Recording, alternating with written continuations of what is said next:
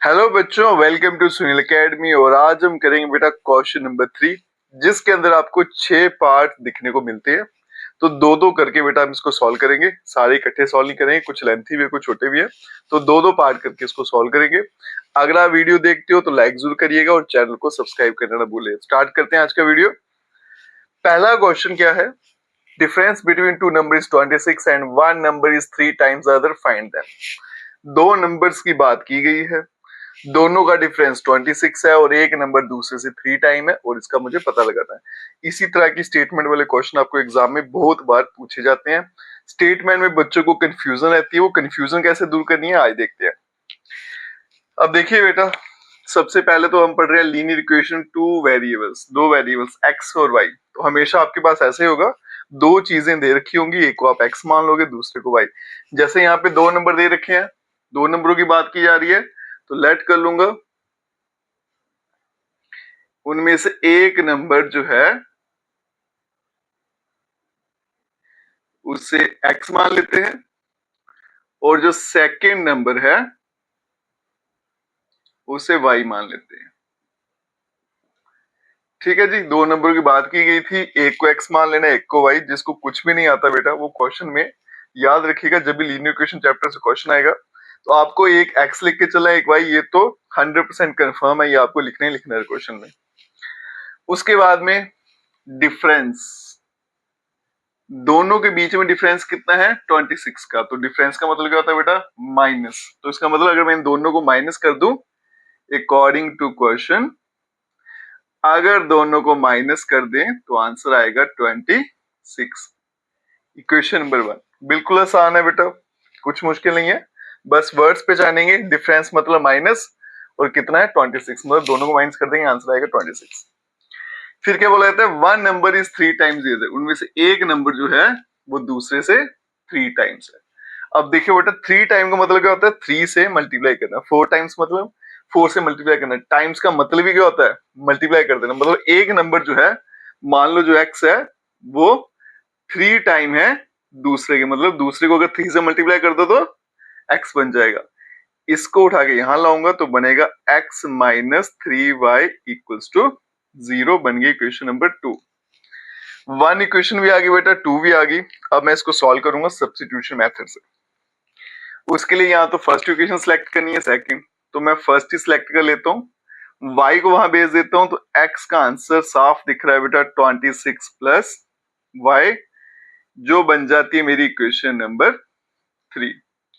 अब क्या करना है? इस 3 की वैल्यू मुझे पुट करनी है। किसमें करनी है बेटा? फर्स्ट से निकाला आंसर तो सेकंड में पुट करेंगे। अब ये x के वैल्यू उठा के यहां लिख देनी है। तो पहले मुझे x दिखा, इसके बदले में 26 प्लस वाई माइनस 3y और यहाँ पे 0। ये आ गया बेटा 26, इनको माइनस करूंगा तो माइनस 2y इक्वल्स टू 0। इसी को उठा के इधर भेज देता हूं तो बनेगा 26 इक्वल्स टू 2y। 2 और 26 कैंसिल हो जाएंगे तो y इक्वल्स टू 13। जैसे ही मेरे पास y का आंसर आया तो मेरा नेक्स्ट स्टेप क्या होता है बेटा? अब तो आपको याद हो गया, सीधा इक्वेशन नंबर 3 पे आ जाना। यहाँ पे x इक्वल्स टू y की वैल्यू 13 डाल दूंगा तो बनेगा 26 प्लस 13, तो x का आंसर आ जाएगा 39। तो x बन गया 39, y बन गया मेरा 13। तो इसका मतलब जो दो नंबरों की बात की जा रही थी, पहला नंबर मैंने x रखा था, माना था, तो उसका आंसर आया कितना बेटा? 39। दूसरा नंबर जिसको y माना था उसका आंसर क्या आ गया? 13। और यही इस क्वेश्चन का आंसर है। अगर तो बेटा वर्ड्स की अंडरस्टैंडिंग है आपको तो आप आराम से इनको सॉल्व कर सकते हो। नेक्स्ट क्वेश्चन पे चलते हैं। ये क्वेश्चन इंपॉर्टेंट भी है। Larger of to supplementary angles exceeds the smaller 18 degree, find them. Statement पढ़ोगे तो समझ नहीं आती, सिर के ऊपर से निकल जाएगी। लेकिन अगर बेटा शब्दों को थोड़ा ध्यान से समझो तो ये दो एंगलों की बात कर रहा, दोनों आपस में क्या है? Supplementary angle. सप्लीमेंट्री एंगल्स क्या होते हैं? जिस एंगल का सम कितना आएगा? 180। मतलब दोनों को अगर ऐड कर दो तो आंसर क्या आएगा? 180। यही आपकी पहली कंडीशन है। तो चलिए बच्चों, मान लेते हैं let larger angle equals to x. दो एंगल है, एक बड़ा एक छोटा है, तो बड़े को x मान लेते हैं, छोटे को y। और जो स्मॉलर एंगल है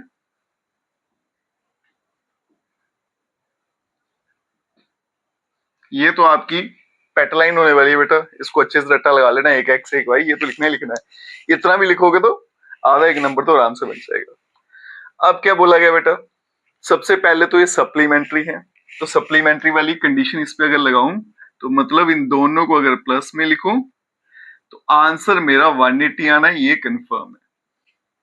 तो कभी कभी ऐसा भी होता है बेटा, एक कंडीशन आपको हिंट दिया होता है वहीं से निकालनी है, दूसरी आपको दे रखी होती है।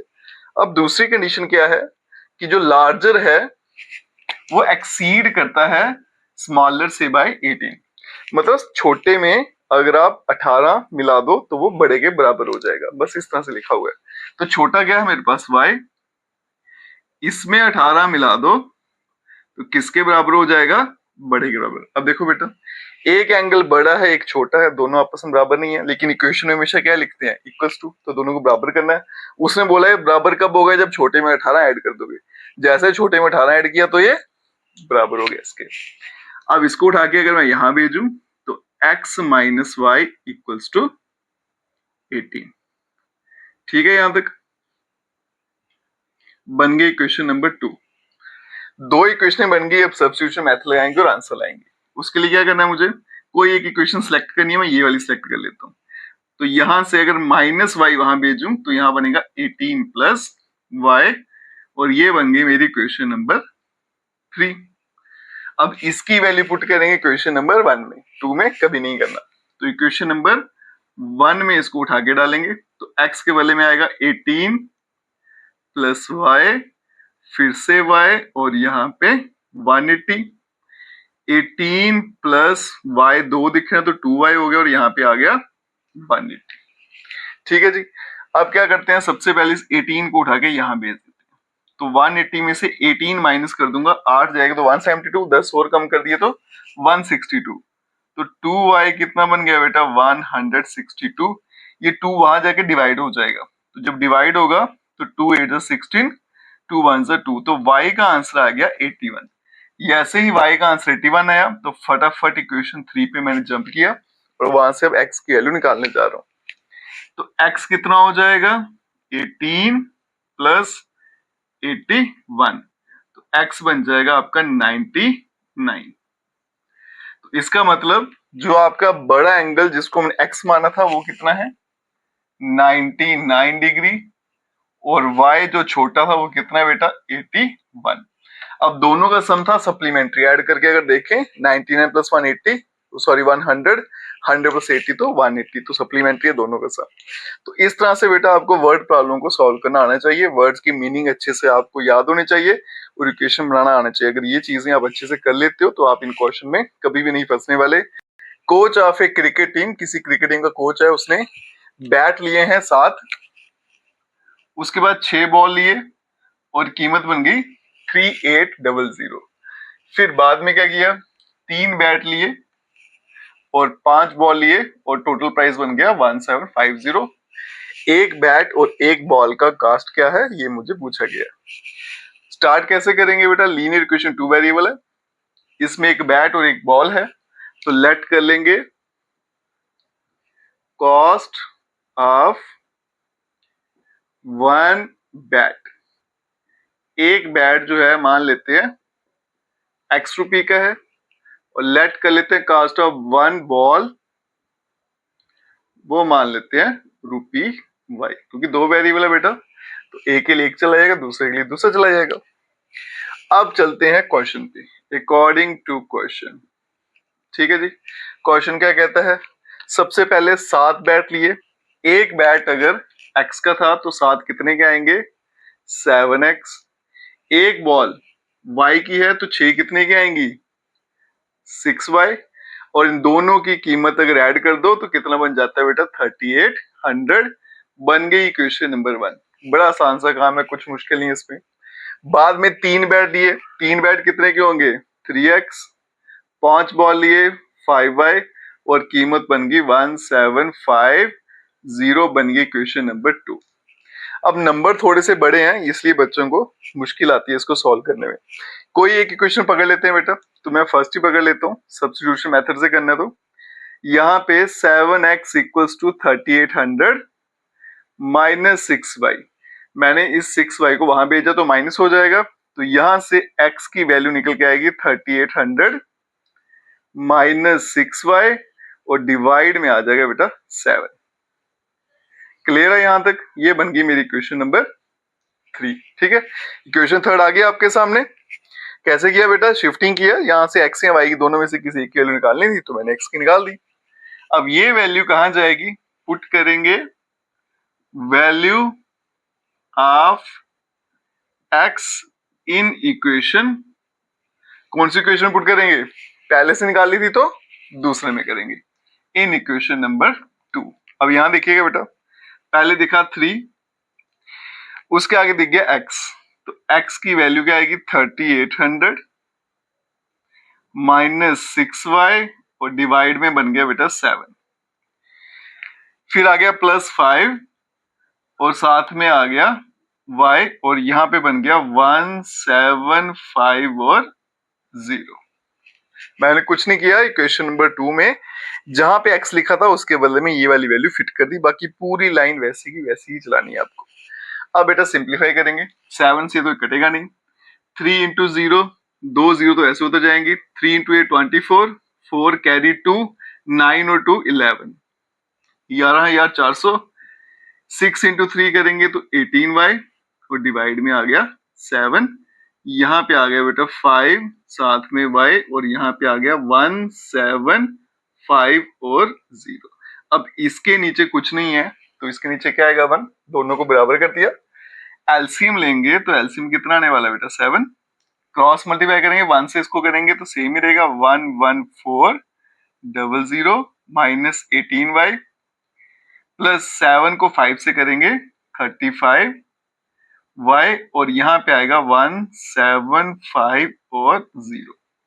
अब ये 7 जो है, इस 7 महाराज को यहाँ शिफ्ट कर देते हैं, ये डिवाइड है वहां जाके मल्टीप्लाई हो जाएगा। ठीक है, तो यहाँ पे बनेगा 11400 माइनस 35 में से 18 जाएंगे तो 17 बचेंगे, माइनस सॉरी प्लस का 17 और साथ में y, क्योंकि बड़े नंबर का साइन लगता है तो 35 में से 18 घटा देंगे, अगर कम कर देंगे तो 17 बचेगा, साइन बड़े नंबर का, साथ में आ गया y। 7 से जब इसको मैंने मल्टीप्लाई किया, 0 से किया तो 0, 5 से करूंगा 35 कैरी 3, 7 to 7 49 और 3 कितना हो गया? 52, कैरी कितना आ गया? 5, 7 और 5 12, तो ये आएगा 12,250। अब क्या करना है? इस 11,400 को यहाँ भेज देता हूँ बेटा, तो 17y इक्वल्स टू 12250 और माइनस क्या हो रहा है? 11400। मैंने क्या किया? ऊपर नीचे करके लिख दिया ताकि माइनस करने में आसानी हो। तो यहां से बेटा 17y, जो मेरा 17y था उसका आंसर कितना आएगा? 0 माइनस 0 कर दूंगा, यहां लिख देता हूं 0, 5 माइनस 0 5 आ गया, 12 कैरी लूंगा, 12 में से 4 गए तो 8, एक में से एक गया 0, एक में से एक गया 0, तो 850 आया, 850। तो y बन जाएगा बेटा 850, 17 चला जाएगा डिवाइड में और y इक्वल्स टू 17, 5 से 85, साथ में 0 भी था तो 50। तो y का आंसर कितना आ गया आपके पास? 50। जैसे ही y का आंसर आ गया तो अब सीधा आपने कहा चले जाना बेटा इक्वेशन नंबर 3 पे, बाकी सारा कुछ भूल जाना है। तो इक्वेशन नंबर 3 में वैल्यू पुट करते हैं, पुट करेंगे y equals to 50 in equation 3, तो बन जाएगा x equals to 3800 minus 6, y की वैल्यू आ गई बेटा 50 और डिवाइड में आ गया 7, तो x equals to 3800 minus multiply करूंगा तो कितना आएगा? 6 5 30, 300 डिवाइड में आ गया बेटा 7, तो x इक्वल्स टू 3500 माइनस कर दूंगा, डिवाइड में 7, तो ये बन जाएगा आपका 5 से कैंसिल तो 500। इसका मतलब आपका जो एक बैट की कीमत थी वो कितनी आई बेटा? 500 रुपए, और एक बॉल की कीमत आ गई 50 रुपए। ठीक है जी, तो यही इस क्वेश्चन में मुझे पूछा गया था। 3 का 4th पार्ट। क्वेश्चन क्या है मैं आपको समझाता हूँ, उसके बाद स्टेटमेंट पे चलते हैं। किसी शहर में जो किराया है वो इस तरह से फिक्स किया गया है, आप अगर गाड़ी में बैठ जाते हो तो आपको गाड़ी के बैठने के अलग से पैसे देने हैं, और फिर जितना किलोमीटर आप ट्रेवल करते हो तो पर किलोमीटर के हिसाब से अलग से पैसे देने हैं। मतलब आपको 2 किराए देने हैं, एक तो गाड़ी में बैठ जाओगे उसको बोलेंगे फिक्स चार्ज, उसका किराया अलग से, फिर जितने किलोमीटर डिस्टेंस ट्रेवल करना है उसका अलग से देना है। और फिर आगे ये बताया गया बेटा आपको 2 कंडीशनें दे रखी है। The taxi charge in A city, उसमें एक फिक्स चार्ज है जो मैंने बोल दिया आपको, गाड़ी में बैठने के पैसे, और दूसरा क्या है, किलोमीटर जितने ट्रेवल करोगे आप उसका अलग से चलेगा। For the distance of 10 kilometre, तो पहले कितना डिस्टेंस ट्रेवल किया बेटा 10 किलोमीटर, कितना किराया बन गया 105 रुपए। फिर 15 किलोमीटर चले, किराया बन गया 155। तो फिक्स्ड चार्जेस क्या थे, मतलब गाड़ी में बैठने का किराया जो है, बैठने के पैसे वो कितने हैं, और पर किलोमीटर के पैसे कितने हैं वो आपको पूछा गया है। How much does a person have to pay for travelling a distance of 25 kilometre, अगर कोई बंदा 25 किलोमीटर चलता है तो उसके लिए उसको कितनी पेमेंट करनी है वो भी पूछा गया है। अब देखो बेटा, इसमें एक तो मुझे पूछा गया फिक्स चार्ज के बारे में, जिसे मैं क्या बोलता हूँ गाड़ी में बैठने के पैसे, और दूसरा क्या पूछा गया है चार्ज पर किलोमीटर, दो चीजें। तो लेट कर लेते हैं बेटा कि फिक्स्ड चार्ज, जिसे मैं क्या बोलता हूँ गाड़ी में बैठने के पैसे, वो कितने हैं ₹X, और फिर आपका बेटा चार्ज पर किलोमीटर, हर किलोमीटर चलने के कितने पैसे हैं ₹Y। अब क्वेश्चन पे चलते हैं बेटा, उसने कितना ट्रेवल किया 10 किलोमीटर, 1 किलोमीटर कितने पैसे हैं Y, तो 10 किलोमीटर के कितने हो जाएंगे 10Y। ठीक है जी, प्लस बैटरी का किराया वो भी इसमें ऐड होगा, वो कितना है बेटा X, तो टोटल मिला के कितना बिल बन गया उसका 105 रुपए। ये आगे आपकी क्वेश्चन नंबर 1। फिर से रिपीट कर देते बेटा, कितना डिस्टेंस ट्रेवल किया 10 किलोमीटर, 1 किलोमीटर के Y हैं, तो 10 किलोमीटर के 10Y, ये तो डिस्टेंस का हो गया। गाड़ी में बैठने का किराया वो अलग से है, वो कितना था X, वो भी इसमें ऐड हो जाएगा, तो टोटल उसने कितने पैसे दिए हैं 105 रुपए। मतलब ये जो 105 रुपए है ये फिक्स्ड चार्ज और चार्ज जो पर किलोमीटर दोनों को मिला के बने। फिर बोलता है कि 15 किलोमीटर ट्रेवल किया, 15 किलोमीटर करेंगे तो बेटा कितना आएगा 15/, 1 किलोमीटर का Y है, और जो बैठने का किराया था वो भी ऐड कर दिया, अब उसका टोटल बिल बन गया 155, बन गई क्वेश्चन नंबर 2। अब दोनों में से कोई इक्वेशन सिलेक्ट करेंगे और सब्स्टिट्यूशन मेथड सॉल्व करते हैं। मैं फर्स्ट इक्वेशन ले लेता हूं। ठीक है जी, यहां से बेटा x की वैल्यू अगर निकालूंगा, इसको यहां भेज देता हूं, आएगा 105 माइनस 10y, ये बन गया इक्वेशन नंबर 3। अब इस इक्वेशन नंबर 3 को कहां पुट करना है, इक्वेशन नंबर 2 में। तो equation number, therefore equation 2 becomes, x के बदले में क्या आ जाएगा बेटा 105 माइनस 10y प्लस 15y, और यहां पे बेटा 155। अब ये -10 प्लस 15 तो बनेगा बेटा 5y, और ये जो 105 है अगर इसको मैं वहां पे शिफ्ट करूंगा ये वाले 105 को, तो वहां जाके माइनस हो जाएगा। ठीक है, तो 155 में से जब 105 माइनस करूंगा तो बन जाएगा बेटा 50। ठीक है, 55 में से 5 माइनस करूंगा तो 50, फिर 150 में से 100 गया तो बन जाएगा आपको 50 आ जाएगा। ठीक है, अब ये 5 वहां पे कट करेगा जाके 10 से, तो मैं यहां कर देता हूं y इक्वल्स टू 10, ये आ गया मेरा y की वैल्यू 10। जैसे y 10 आया यहां पे वैल्यू डालूंगा, तो देयरफॉर इक्वेशन 3 बिकम्स, तो इक्वेशन नंबर 3 क्या बन गई, x equals to 105 minus y के बदले में 10 लिखूंगा, 10 इंटू 10 100, तो बन जाएगा 5, तो x की वैल्यू आ गई बेटा 5।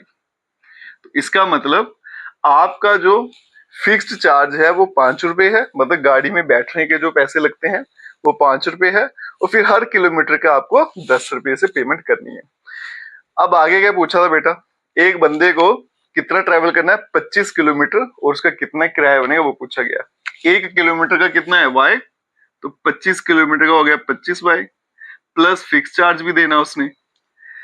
x की वैल्यू आ गई बेटा 5 प्लस 25 और y कितना है 10, 5 प्लस 250 तो बन जाएगा ₹255। तो इसका मतलब उस बंदे का टोटल जो किराया बनेगा 255 रुपये, 255 रुपीज। ठीक है, ये क्वेश्चन है बेटा, अंडरस्टैंडिंग में थोड़ी सी प्रॉब्लम आती है। एक फिक्स चार्ज है जिसको आप समझ लेना कि गाड़ी में बैठने का किराया, और दूसरा जितने किलोमीटर चलोगे वो वाला किराया, फिर आराम से सॉल्व हो जाएगा। नेक्स्ट क्वेश्चन चलते हैं क्वेश्चन 5 पे। इसमें क्या बोला गया है, मेरे पास एक फ्रैक्शन है, तो आप ध्यान से अगर देखो तो फ्रैक्शन कौन से नंबर होते हैं, डिवाइड वाले, जैसे 1/2, 3/2 है ना, 4/5, मतलब जिसका एक न्यूमरेटर रहता है और एक डिनोमिनेटर रहता है। तो फ्रैक्शन को आपने फाइंड करना है, तो लेट न्यूमरेटर, फ्रैक्शन में एक न्यूमरेटर रहता है एक डिनोमिनेटर बेटा, तो न्यूमरेटर क्या हो जाएगा आपका, इसको x मान लेते हैं, डिनोमिनेटर को मैं y मान लेता हूं, तो फ्रैक्शन क्या बन जाएगी मेरी, x अपॉन y। तो जब भी बेटा फ्रैक्शन का क्वेश्चन आएगा, एक न्यूमरेटर आएगा एक डिनोमिनेटर आएगा, उसके बाद फ्रैक्शन बनेगी। अब चलते हैं स्टेटमेंट पे। ये फ्रैक्शन बिकम्स, फ्रैक्शन कितनी बन गई 9/11। कब बनी, जब 2 को ऐड किया गया न्यूमरेटर में और डिनोमिनेटर में।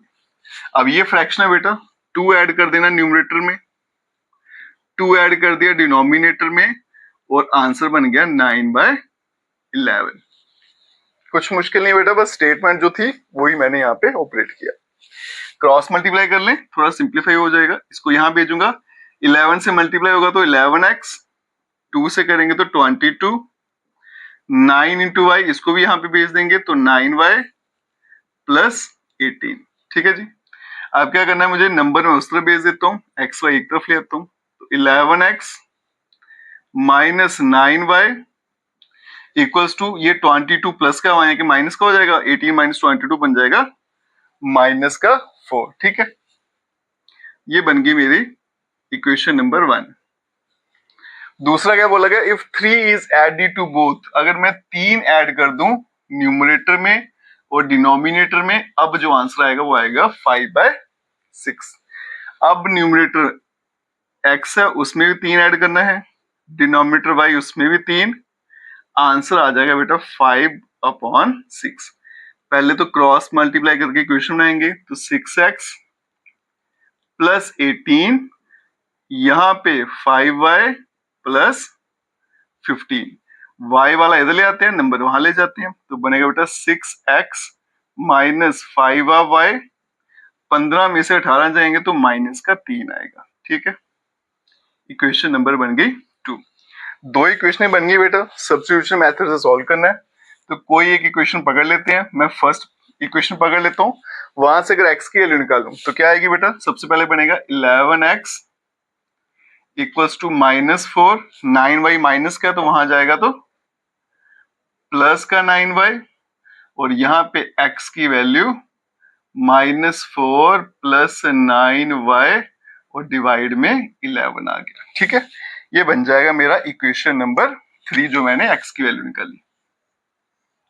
क्लियर है यहाँ तक? यहाँ तक तो हम हर एक क्वेश्चन में करते आए हैं, अब तो क्लियर हो गया होगा। अब जैसे ही मेरे पास इक्वेशन नंबर 3 बनी, तो अब क्या करना है, मुझे यहाँ से x की वैल्यू उठा के कहाँ डाल देना, इक्वेशन नंबर 2 पे, क्योंकि मैंने फर्स्ट से वैल्यू निकाली हुई है। तो यहाँ लिख देता हूँ बेटा, देयरफॉर इक्वेशन 2 बिकम्स, तो सेकंड इक्वेशन क्या बन जाएगी मेरी, 6x के बदले में -4 plus 9y divided by 11 minus 5y, और यहाँ पे आ गया बेटा -3। अब 11 से 6 तो कटेगा नहीं, तो फिर क्या करेंगे, सीधा सीधा मल्टीप्लाई कर देंगे, तो -24 प्लस 54, 9 6 54, साथ में y डिवाइड में 11 माइनस 5y, और यहाँ पे बेटा -3, इसके नीचे कुछ नहीं है तो 1 ले लेते हैं। अब मैं एलसीएम ले लूंगा, एलसीएम कितना आ जाएगा 11, क्रॉस मल्टीप्लाई करेंगे तो इधर -24 प्लस 54y माइनस 11 इंटू 5 कितना बन जाएगा 5y और यहाँ पे बन गया बेटा माइनस का 3। अब ये 11 पहले यहाँ भेज दूंगा, ठीक है। और यहाँ पे देखो बेटा 54 माइनस 55 तो बनेगा माइनस वाई, साथ में माइनस 24, 11 को 3 से कर देंगे तो माइनस का 33। 24 माइनस का वहां भेज देता हूं, तो माइनस 24 वहां जाएगा तो प्लस का हो जाएगा, तो 33 में से 24 जाएंगे तो 9, वो भी माइनस का, माइनस माइनस कैंसिल, तो y का आंसर बन गया बेटा 9। जैसे ही y का आंसर 9 आया, उसको मैं यहां पे डालूंगा इक्वेशन नंबर 3 पे, x की वैल्यू क्या आ जाएगी -4 प्लस 9, y के बदले में क्या लिखना है 9, डिवाइड में आ गया बेटा 11, तो x equals to -4, 9 into 9 81 divided by 11, x equals to 81 में से 4 जाएगा तो 77 डिवाइडेड बाय 11, तो x की वैल्यू आ गई 7। तो यहां से बेटा x का आंसर 7 आया, y का 9 आया, मतलब न्यूमरेटर जो है मेरा वो मैंने x लिया था वो 7 आ गया, डिनोमिनेटर y था उसको 9 आ गया, तो फ्रैक्शन क्या बन जाएगी मेरी 7/9। यही इस क्वेश्चन का आंसर। आप चलते हैं बेटा नेक्स्ट क्वेश्चन पे। तो चलिए बच्चों अब हम चलते हैं पार्ट 6 पर। Last but not the least, exam के लिए बड़ा ही ज्यादा इंपॉर्टेंट क्वेश्चन है, और एज वाले क्वेश्चन सिर्फ 10th के लिए नहीं बेटा, कॉम्पिटिटिव में जाओगे वहां भी बड़ी बार पूछे जाते हैं। इन क्वेश्चन को हम टेंसेस की मदद से कैसे सॉल्व करेंगे, आइए देखते हैं। क्वेश्चन क्या है, 5 ईयर हेंस। सबसे पहले तो इन वर्ड्स के मीनिंग समझिएगा बेटा। आज से 5 साल बाद जो जैकब की एज होगी वो 3 टाइम हो जाएगी अपने बेटे से। 5 ईयर अगो, आज से 5 साल पीछे चले जाएं, जो जैकब की एज थी वो 7 टाइम थी अपने बेटे से। दोनों की परसेंटेज क्या है ये मुझे पता लगानी है। तो मेरे पास यहाँ पे 2 बंदे हैं, एक जैकब है एक उसका बेटा है। तो यहाँ पे बेटा मैं क्या करता हूँ, सबसे पहले यहाँ लिख लेता हूँ पास्ट, हम अपने तरीके से करेंगे। यहाँ लिख लेते हैं प्रेजेंट, और यहाँ लिख लेते हैं फ्यूचर, जो आपने इंग्लिश टेंसेस में पढ़ा होगा। यहाँ पे एक बेटा जैकब है और दूसरा उसका बेटा है। प्रेजेंट एज लेट कर लेते हैं, इसकी एक्स है और बेटे की वाई है।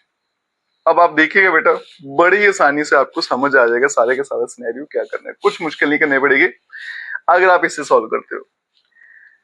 अब क्या बोला, 5 ईयर हेंस, मतलब आज से 5 साल के बाद। ये अभी मैं यहाँ हूं, आगे जाना होगा तो यहाँ चला जाऊंगा, पीछे की बात होगी तो यहाँ पे आ जाऊंगा, ठीक। अब ये कह रहा है 5 साल बाद, मतलब यहाँ की बात कर रहा है।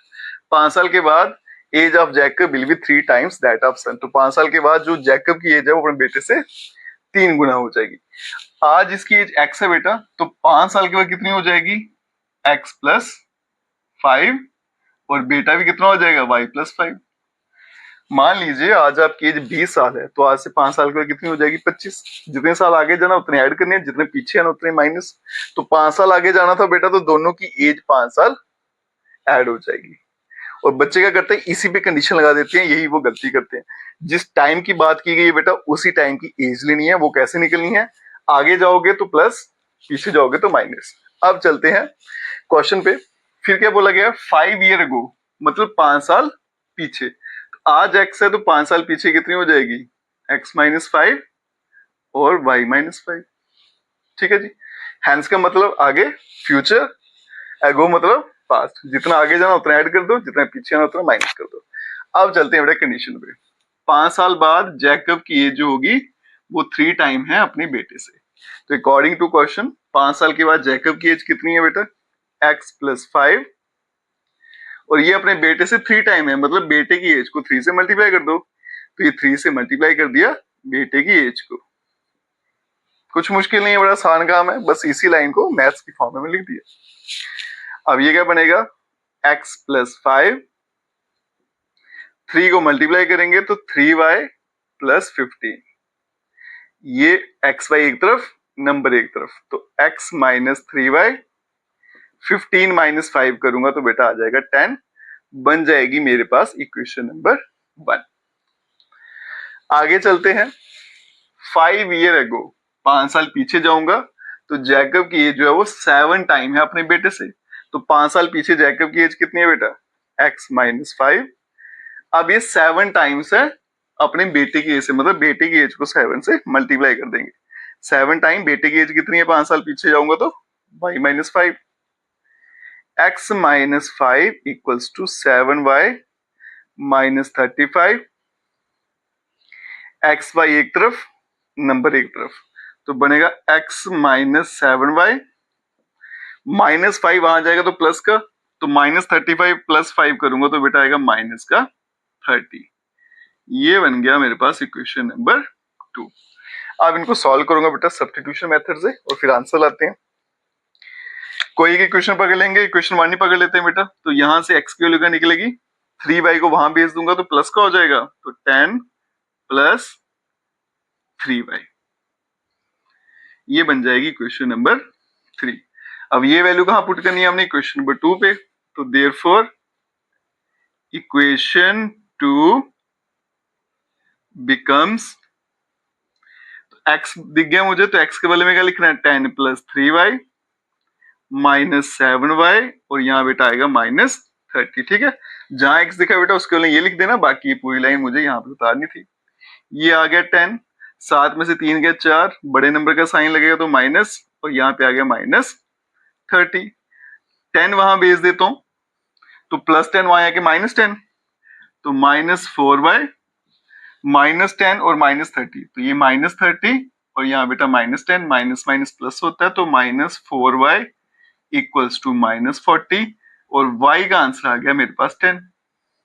40 को 4 से डिवाइड करूंगा तो 10 से कैंसिल, y 10 आ गया बेटा अगर, तो इसकी वैल्यू डालेंगे सीधा इक्वेशन नंबर 3 में। तो therefore equation 3 becomes x equals to 10 plus 3, y की वैल्यू 10 है, तो x इक्वल्स टू बेटा 10 इंटू 3 30, तो x की वैल्यू आ जाएगी 40। x क्या था बेटा, प्रेजेंट एज ऑफ जैकब, तो वो कितना हो गया बेटा 40 इयर्स, और y उसका बेटा था, वो कितना 10 आया, तो उसकी एज कितनी होगी 10 इयर्स। तो जब भी बेटा आपके पास एज वाले क्वेश्चन आए, सबसे आसान जो तरीका है सॉल्व करने का बेटा, वो चार्ट बना के, वो भी आपके टेंसेस का, जिस टाइम की बात की गई बेटा उस टाइम की एज लिखना, फिर उस पर कंडीशन लगाना। बच्चे क्या करते हैं, इसी पे सब कुछ लगा देते हैं, इसलिए गलत हो जाता है। और बड़ा इंपॉर्टेंट क्वेश्चन है बेटा, एग्जामिनर का फेवरेट है। बाकी वीडियो अच्छा लगा हो तो लाइक जरूर करिएगा, चैनल को लाइक सब्सक्राइब शेयर जरूर करें। Best of luck.